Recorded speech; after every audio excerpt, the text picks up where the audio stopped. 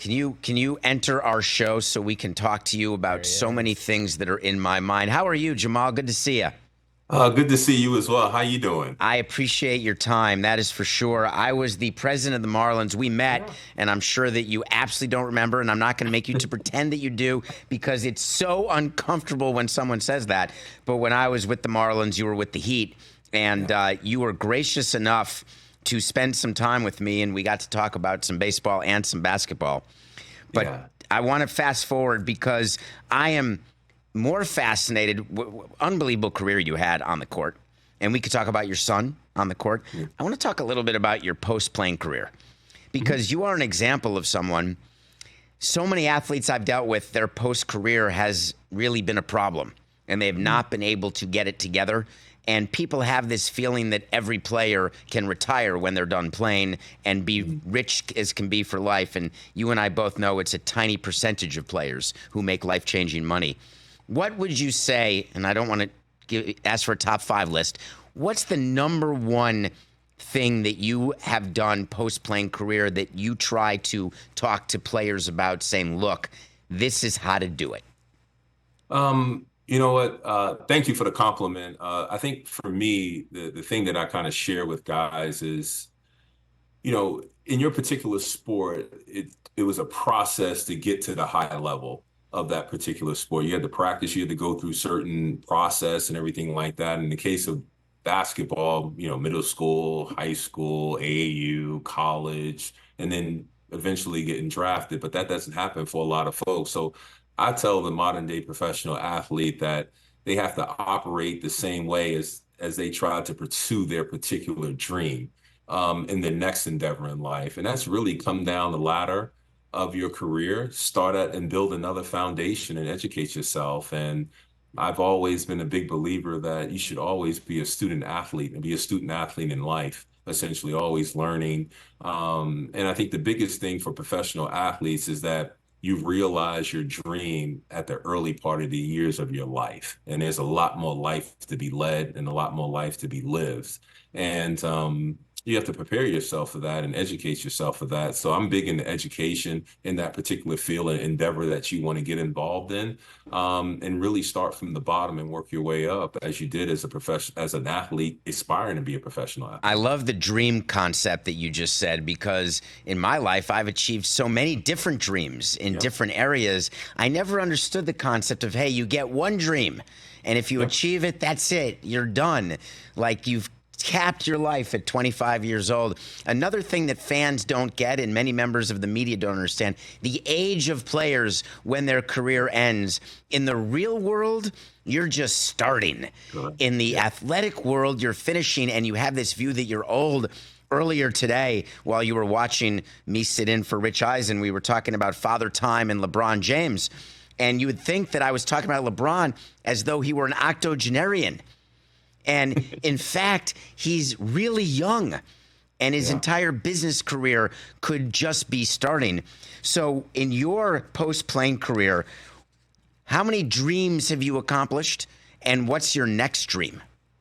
You know what, Dave, that's a great question. I've accomplished, I want to say, I'm probably a third of the dreams that I've accomplished. And Amazing. One thing about me is that I'm a builder at the end of the day. And what I mean by that is that, once I see something, I want to continue to build on top of that, and it's almost like a Lego set for me. You start to build a foundation and then you continue to build and you look around and you have a 30-story building, you know what I mean, that you architected and that you built from the ground up, and you have intimate knowledge of each floor.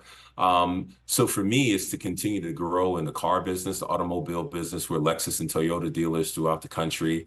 And it's also important for me to bring my kids involved in that particular business so that they can look at it from the inception. And also for my son, he's playing basketball, but I often tell him, at the end of the day, we know that's going to end. It's either by choice or by somebody else's choice that you're not good enough. So what are you going to do now? So I challenge him often to really figure out what he wants to do now. If that's come into my business or to do something outside of that.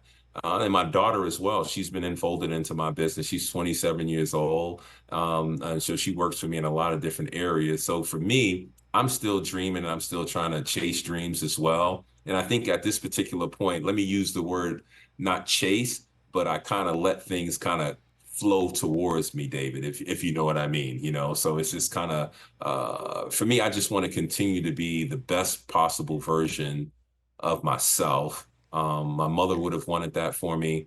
She always taught me to have a big dream, to have a vision, go beyond of what your thought process is. There's more out there for you. So I never looked at sports as the end all, the be all. I thought it was a stepping stone to more beautiful dreams and to meet great people and to learn from great people and learn from experiences. I can only imagine how proud your mother would be when she thinks about what you're doing with the colorectal cancer awareness campaign. And you never know what's going to happen in life. And I never thought that I'd be involved in lung cancer, and then my sister died of it. So all of a sudden I'm involved in lung cancer, and that is how things work.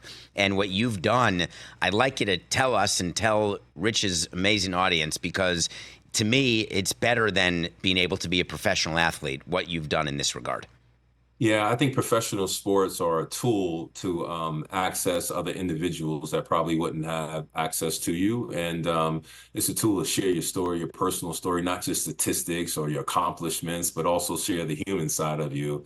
So I've teamed up with Exact Sciences and the Blue Hat Foundation to get people 45 and older to get screened from colon cancer. And why that's near and dear to my heart is that at the height of my NBA career in 2001, my mom was diagnosed with colon cancer. I was making an all-star team and I was riding high on that side of it. And then my mom, and I'm an only child, she was dealing with the disease that she didn't know much about. My mom at the time carried 200 pounds around like it was nothing. She was 5'11", and when I saw her in the hospital, she was 110 pounds. So you can only imagine what that did for me psychologically, and then have to go out there and perform on the court.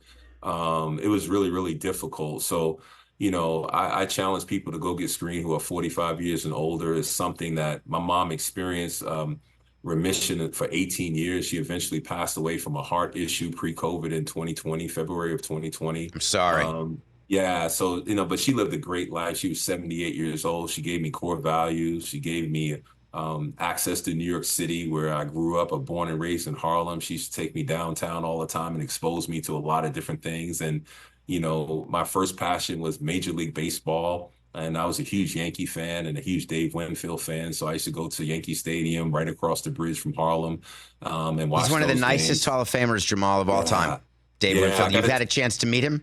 Yeah, I got a chance to meet Dave on a couple of occasions. And I went up to him and I said, Dave, you don't know what an impact you had on my life. And he was like, what do you mean? I said, Dave, I wanted to be you, but not necessarily the baseball player, but the integrity in what you presented on and off the field. That's what I want it to be. It's so binary when you meet your heroes, right? Because either they're really amazing, you're like, all right, I chose a good one, or they're super grumpy and they don't want to talk to you, and you're like, I loved you, and now I don't even like you.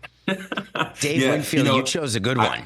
Yeah, I chose a good one, and he was kind, and I spent some time with him, hours with him after that, and I was still in awe by how gracious he was, and he was consistent, in my opinion, not only as a baseball player but as a human being. So for me, it's always been about my mom and her legacy, and that's why I decided to participate in this campaign and bring my personal story to it. And not only just talk about the disease, and that is colon cancer is the most preventable but least prevented cancer, but to really chat about, also not just the patient or the potential patient, but also the people around, the caregiver, the supporters, and what they go through as well, because a lot of people don't talk about that. And I'm a big believer in getting screened early, especially at 45, because it's better to know than not to know. It's always better to know and not to know. One of the things that we want to know about, transition alert, is the NBA. They didn't have the play-in tournament when you were around. And the play-in tournament is, hey, how do we get more important games at the end and try to make it more exciting for TV partners to get more money that we can then spread out to players and ourselves? I'm all in. Exciting games, getting anyone to play. I always laugh at load management because you would, if you could, you'd play 83 games a year. I cannot Yeah. imagine you sitting out ever. What do you think of the play-in tournament? Are you a fan because it keeps more teams in, or do you think that we're rewarding mediocrity? That's a good question because I was watching something the other day, and the commentator said, "Can you really believe that we're talking about somebody being in 10th place and talking about the playoffs? You know what I mean? Or them potentially being in the playoffs?" And I think it's good for the game in a sense that you still have teams that can still potentially be good teams, and maybe they were impacted by injuries by a key player throughout the early part of the season, and the key player gets back, so they have an opportunity to actually participate in a route to the playoffs, not necessarily win a championship. We'll see how long it lasts, you know what I mean, and interest and everything like that, especially from the player standpoint and also from the viewer standpoint. And now that you got gambling involved in all of this, I think it really impacts the game and the money that's a part of the game as well. But I think that's something we all have to watch because the intersection and the conversation and the relationship between the fan and the bettor and also the player, I think that can get contentious at some point. So Well, you're seeing more that players talk about it. You saw PJ yeah, Tucker. You see players saying, listen, I don't like hearing from fans that I need to hit another three-pointer, and then they're angry when we're up 12 and we only win by 10 and the line is 11. I think the leagues, it's changed a lot since you and I were there. The yeah. fact is they're in bed with gambling and with the gambling companies, and these are part of the growing pains because it's not going anywhere. And so thinking that it will is a fool's folly. So the Yeah. question is, what can change or how will it evolve? And the thing is about individual prop bets, can you imagine while you were playing, thinking about where your prop bet number was and hearing, because players always say that they don't hear the fans, but I know for a fact, of course they do. You can hear what people are yelling at you on the Mhm. court.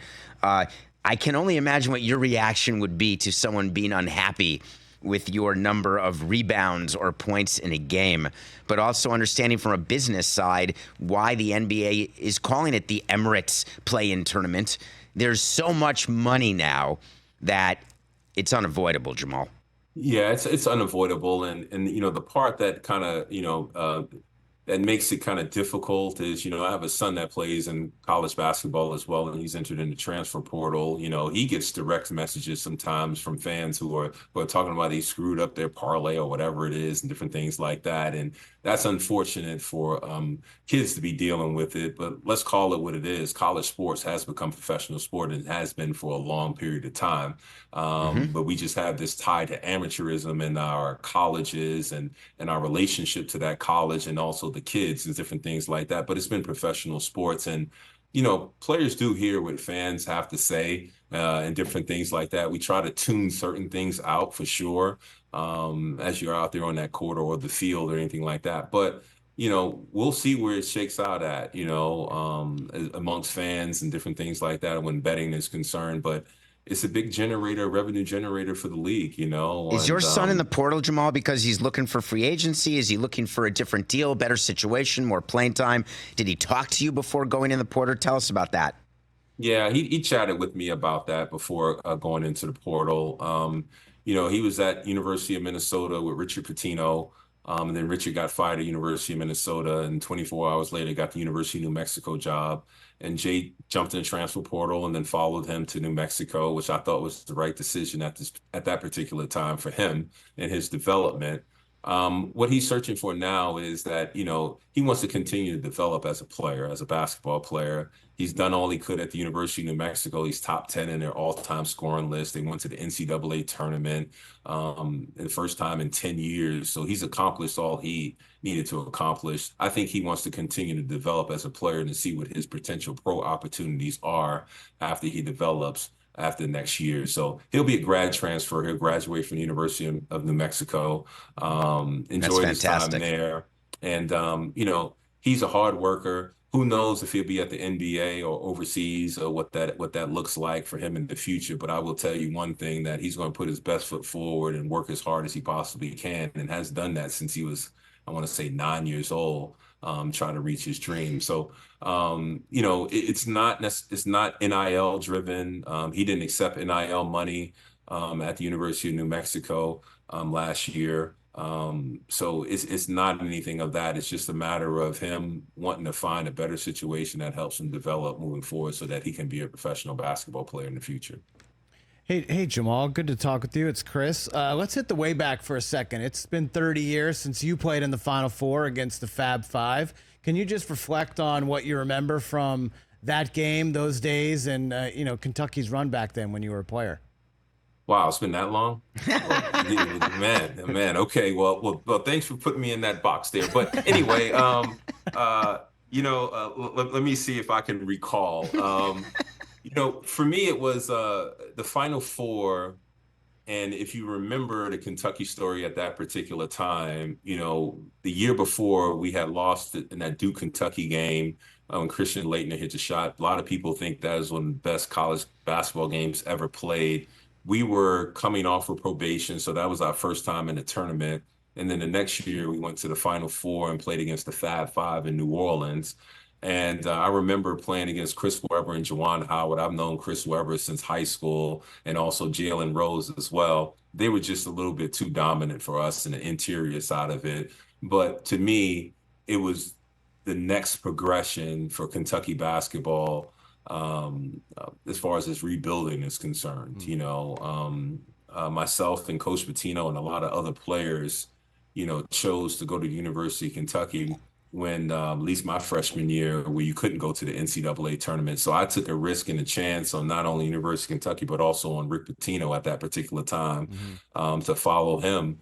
And it worked out really well for me, getting to the Final Four, and then eventually them winning the championship in '96. And I felt just as much a part of that championship because I was a part of, or at least a big building block for that program rebuilding itself. Before we let you go, I want to ask you a question, but I want to mention again what you're doing, the partnership with Exact Sciences, with the Blue Hat Foundation, trying to get people to get screened, and I'm with you.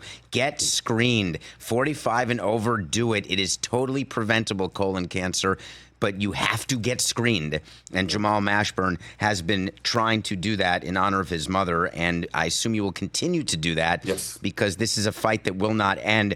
And before I let you go, is there any part of you when you see Bronny declare for the draft and enter the portal, do you want to lace it up and get on the court with your son?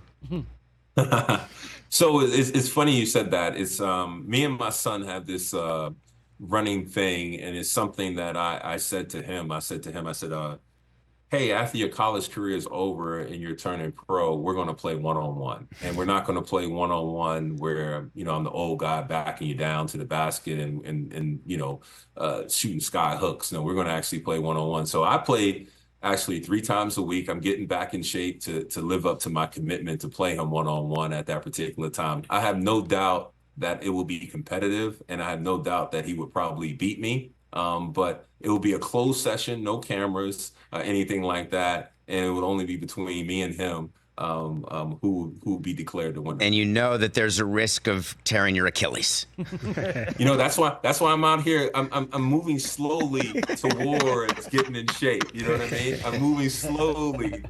So I love it. I'm trying to avoid that.